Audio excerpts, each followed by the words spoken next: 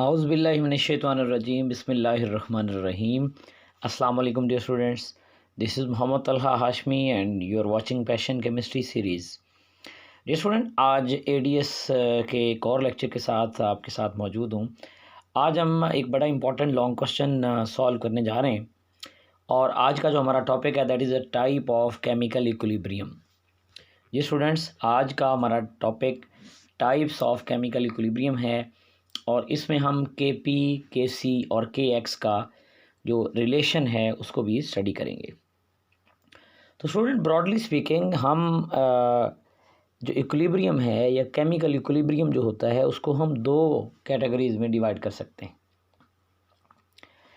एक होमोजीनियस और एक हेट्रोजीनियस। स्टूडेंट, होमो मीन्स सेम हुआ करता है कि वो इक्विलिब्रियम जिसमें रिएक्टेंट्स और प्रोडक्ट्स दोनों एक फेज़ में एग्जिस्ट करते हैं, दोनों सिमिलर फेज़ में पाए जाते हैं, ऐसा स्टूडेंट्स इक्विलिब्रियम जो है उसे हम होमोजीनियस इक्विलिब्रियम कहते हैं।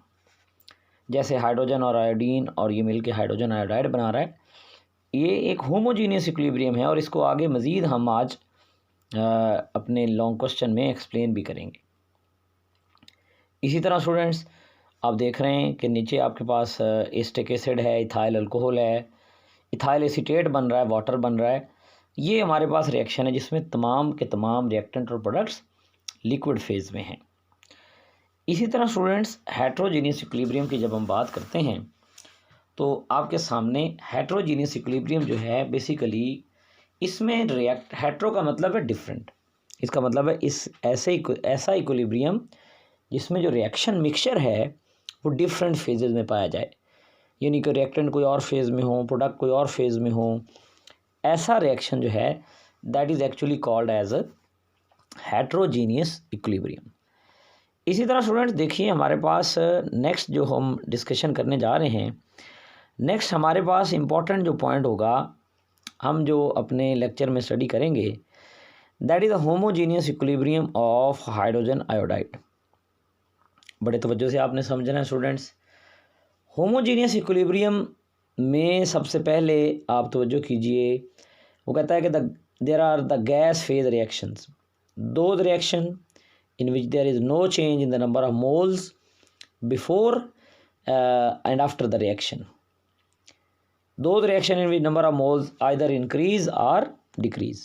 तो पहले स्टूडेंट हम ए पॉइंट को डिस्कस करेंगे आज के लेक्चर में कि वो रिएक्शन जिनमें रिएक्टेंट और प्रोडक्ट के नंबर ऑफ मोल्स चेंज नहीं होते, वो सेम रहते हैं।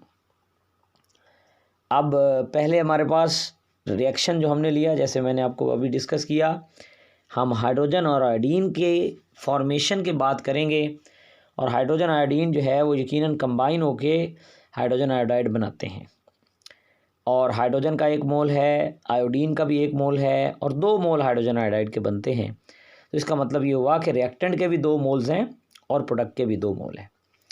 स्टूडेंट, हाइड्रोजन की इनिशियल कंसंट्रेशन ए है और आयोडीन की बी है। जब रिएक्शन स्टार्ट नहीं हुआ, you can see that time t is equal to 0. But when the reaction has been started, the A has been decreased to A minus x and B has been decreased to B minus x. And similarly 2x, क्योंकि x हम hydrogen iodide के लिए लिखते हैं लेकिन क्योंकि उसके दो मोल्स हैं तो फिर वो 2x बनेगा। तो इसका मतलब ये हुआ स्टूडेंट्स, अगर आप ये देखिए कि A माइनस एक्स हाइड्रोजन के मोल्स हैं प्लस बी माइनस एक्स ये हमारे पास आयोडीन के मोल्स हैं प्लस एक्स, इसमें आप देख सकते हैं कि प्लस एक्स, दो प्लस के एक्स हैं, एक माइनस, दो माइनस के, दोनों आपस में कैंसिल हो जाएंगे। तो इसका मतलब है ये वो रिएक्शन है स्टूडेंट्स जिसमें कंसंट्रेशन में पहले भी ए प्लस बी थी, रिएक्शन जब शुरू हुआ नहीं था बी, रिएक्शन ख़त्म होने के बाद भी ए प्लस बी है।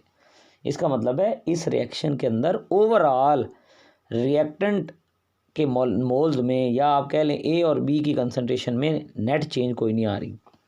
तो इसका मतलब है ये वो रिएक्शन है in which there is no change in the number of moles. अब स्टूडेंट, इसी रिएक्शन के लिए हम तीन एक्सप्रेशन ड्राइव करेंगे, एक Kc का, एक Kp का और एक Kx का, और ये प्रूव करेंगे कि इस रिएक्शन के लिए के सी, के पी और के एक्स की जो वैल्यूज़ हैं वो एक दूसरे के इक्वल हैं। चलिए, नंबर 1 एक्सप्रेशन फॉर के सी। स्टूडेंट, ये बात आप जानते हैं कि के सी जो होता है that is an equilibrium constant, और ये बराबर होता है concentration of the product divided by concentration of the reactant. अब अगर आप गौर से देखें, आपके पास रिएक्टेंट की कंसंट्रेशन है ए माइनस एक्स, लेकिन आप पहले पढ़ चुके हैं कि हम इसे मोल पर डीएम क्यूब के अंदर कन्वर्ट करने के लिए वॉल्यूम से डिवाइड करते हैं। बी की कंसंट्रेशन को भी वॉल्यूम से डिवाइड करेंगे, और सी की कंसंट्रेशन या हाइड्रोजन आयोडाइड की कंसंट्रेशन को भी वी से डिवाइड करेंगे। इसका मतलब है के सी के अंदर मौजूद हाइड्रोजन आयोडाइड, हाइड्रोजन और आयोडीन, इन तमाम की वैल्यूज़ हमारे पास मौजूद है। हम स्टूडेंट इन तमाम की जो वैल्यूज़ हैं, जो इक्वेशन नंबर 1 आपको ओवरऑल बताई गई है, वो सारी के सी के एक्सप्रेशन में पुट करेंगे और देखते हैं हमारे पास क्या वैल्यूज़ आती हैं। तो देखिए स्टूडेंट्स, हमने हाइड्रोजन आयोडाइड की वैल्यू पुट की 2x/v², फिर हाइड्रोजन की वैल्यू पुट की और साथ आयोडीन की। तो स्टूडेंट, जब हमने सॉल्व किया, क्योंकि ऊपर भी v का स्क्वायर है, नीचे भी v का स्क्वायर है, तो ये v का स्क्वायर से कट जाएगा, 4x² और b - x आ जाएगा। तो इसका मतलब ये हुआ कि स्टूडेंट, ये बात पहले भी एक्सप्लेन हो चुकी है कि जो के सी, उस रिएक्शन की के सी वॉल्यूम के इंडिपेंडेंट होती है जिस रिएक्शन के अंदर रिएक्टेंट्स और प्रोडक्ट्स के नंबर ऑफ मोल्स इक्वल हों। तो चलिए, अब ये के सी का एक्सप्रेशन हमने ड्राइव कर लिया और इसकी वैल्यू माइंड में रखिए क्या है, K C is equal to 4x² into B - x। अब आगे चलते हैं। नेक्स्ट स्टूडेंट, देखिए हम एक्सप्रेशन ड्राइव करने जा रहे हैं के पी का।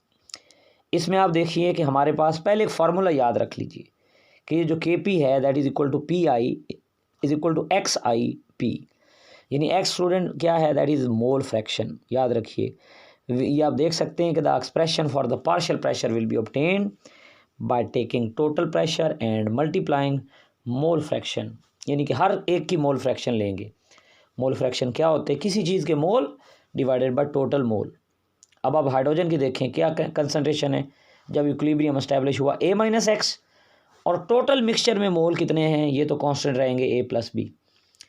आयोडीन की कंसंट्रेशन कितनी, b - x over total a + x, a + b। इसी तरह हाइड्रोजन आयोडाइड की टोटल कंसंट्रेशन कितनी, 2x, और आप कह लें उसके मोल 2x हैं प्रोडक्ट के अंदर, और डिवाइडेड टोटल a + b।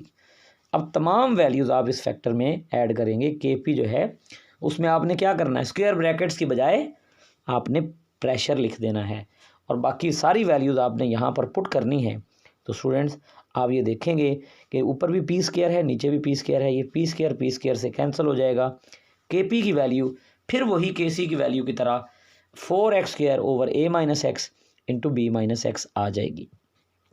इसी तरह स्टूडेंट्स, हमारे पास नेक्स्ट चलते हैं के एक्स के एक्सप्रेशन की तरफ, और इसमें हमें दोबारा एक पहले स्टार्ट में एक इक्वेशन याद करनी पड़ेगी कि के एक्स जो होता है that is x² of product और XH2, यानी कि अब यहाँ पर हम x ले रहे हैं, और x क्या है स्टूडेंट, वैसे ही मोल फ्रैक्शन एक कंपोनेंट की डिवाइडेड बाय टोटल मोल। तो स्टूडेंट आपके पास a - x over a + b, HI2 की b - x over a + b, 2x over a + b। तो ये सारी वैल्यू स्टूडेंट्स जब हम पुट करते हैं अपनी फाइनल एक्सप्रेशन के अंदर, तो आपके सामने के पी जो है that is equal to K C and that is equal to K X. तो इस तरह से स्टूडेंट्स हमारा ये बड़ा ही इंपॉर्टेंट लॉन्ग क्वेश्चन मुकम्मल होता है। नेक्स्ट क्वेश्चन के साथ दोबारा हाजिर होंगे। नेक्स्ट लेक्चर तक इजाज़त दीजिए। अल्लाह हाफिज़।